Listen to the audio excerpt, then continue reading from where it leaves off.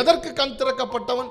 தான் யார் என்பதை அறிவதற்கும், தன்னை அழைத்த தேவன் யார், வல்லமையுள்ளவர், எப்படிப்பட்ட வல்லமையுள்ளவர், அவர் ஏன் சிலுவையிலே பாடுபட்டு ரத்தம் சிந்தி மரித்து உயிர்த்தார், தனக்கான ஒரு நித்திய ஜீவனை, பரலோகத்தை வைத்திருக்கிறார் என்பதை குறித்த வெளிச்சத்தை, அண்டர்ஸ்டாண்டிங், புரிதலை, வெளிச்சத்தை, புரிதலை அவன் பெற்றுக்கொள்கிறான் பாருங்க. அதான் மனக்கண் திறக்கப்படுதலின் அனுபவம். ஆமென், அல்லேலூயா. மனக்கண் திறக்கப்படுதலின் அனுபவம் என்பது அதுதான். இந்த இயேசுதான் உண்மையான தெய்வம், இந்த இயேசுதான் எனக்காக அடிக்கப்பட்டார், உடைக்கப்பட்டார் என்று சொல்லி அவரை எதிர்த்து கொண்ட மனிதன் கூட அவர் இயேசுவை தெய்வமாக ஏற்றுக்கொள்கிறதற்கு அக்செப்ட் பண்றான் பாருங்க, ஏற்றுக்கொள்கிறான் பாருங்க. அதுதான் முதல் தொடுதல், அவருடைய மனக்கண்கள் திறக்கப்படுகிறது. ஆமென்.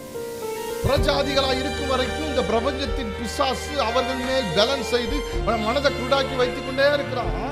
ஆனா ஒரு நாள் இயேசு என்னை தேடி வந்து மனக்கண்ணை திறந்துட்டான். அதான் நான் ஃபர்ஸ்ட் ஐ என்று சொல்லுவேன். முதல் கண் திறக்கப்பட்டுச்சு. சிம்சோன் பராக்கிரமசாலி, சிம்சோன் பராக்கிரமசாலி. அவனை பிடித்து சத்துருக்கள் முதலாக கண்களை குருடாக்கினார்கள், தரிசனத்தை குருடாக்கினார்கள், கண்களை குருடாக்கிட்டான். ஐயா, நான் சிம்சோனுடைய மாமிச ரீதியாக கண்கள் குருடாக்கப்பட்டதை பற்றி பேசவில்லை.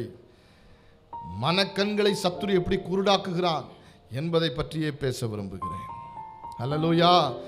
இந்த உலகத்தில் ஆண்டவர் கொடுக்கிற ஒரு பெரிய விசேஷித்த ஆசீர்வாதம் என்ன தெரியுமா? கண்ணை திறந்து விடுகிறது தான் ஆசீர்வாதம். அல்லேலூயா. கண்ணை திறந்து விடுவது தான் ஆசீர்வாதம்.